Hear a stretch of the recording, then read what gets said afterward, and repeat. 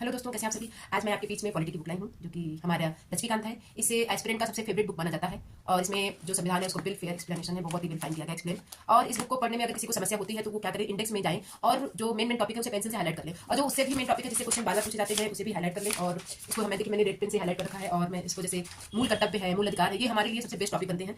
लेकिन अगर जैसे पॉलिटी में इंटरेस्ट है, अगर कोई संविधान को जानना चाह रहा है कि आखिर संविधान में है क्या, वो भी इस बुक को पढ़ेगा तो बहुत ही अच्छे से उसको समझ में आएगा। लक्ष्मीकांत की किताब है।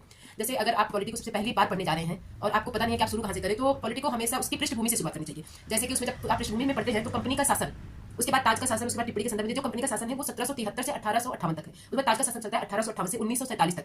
फिर हमारा चलता है जो 47 के बाद देश आजाद हो जाता है, स्वतंत्र राज्य हो जाता है, जो स्वतंत्र राष्ट्र है हमारा। तत्पश्चात आप संविधान का निर्माण पढ़िए। अगर जब संविधान का निर्माण में क्या है, जैसे संविधान सभा की मांग, संविधान सभा का गठन, संविधान सभा की कार्यकारिणी, संविधान सभा की समितियां क्या है, संविधान का प्रभाव में आना क्या है, संविधान में परिवर्तन, फिर उसके बाद आप संविधान की प्रमुख विशेषताएं पढ़ते हुए फिर आम नागरिकों के लिए सबसे बेस्ट टॉपिक है नागरिकता और मूल कर्तव्य और मूल अधिकार। अगर आपको किसी भी नागरिक को अपना मूल अधिकार पता होना चाहिए। मूल अधिकार हमारा जो है वो हमारे नागरिकों को बहुत ही ज्यादा संरक्षण प्रदान करता है। आप आर्टिकल 32 के तहत सुप्रीम कोर्ट जा सकते हैं, आर्टिकल 226 226 के तहत आप हाई कोर्ट जा सकते हैं।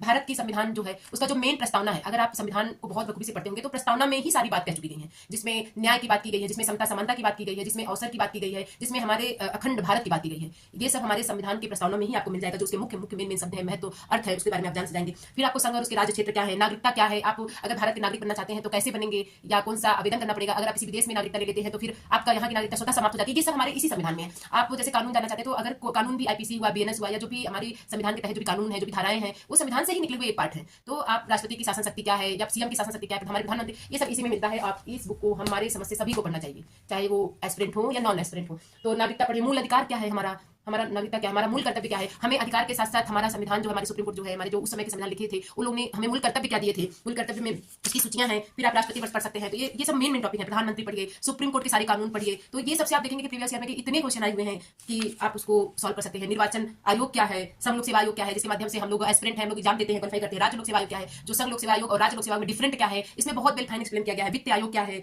वस्तु एवं सेवा कर क्या है, अनुसूचित जातियों के राष्ट्रीय आयोग क्या है, पिछड़ा वर्ग आयोग क्या है।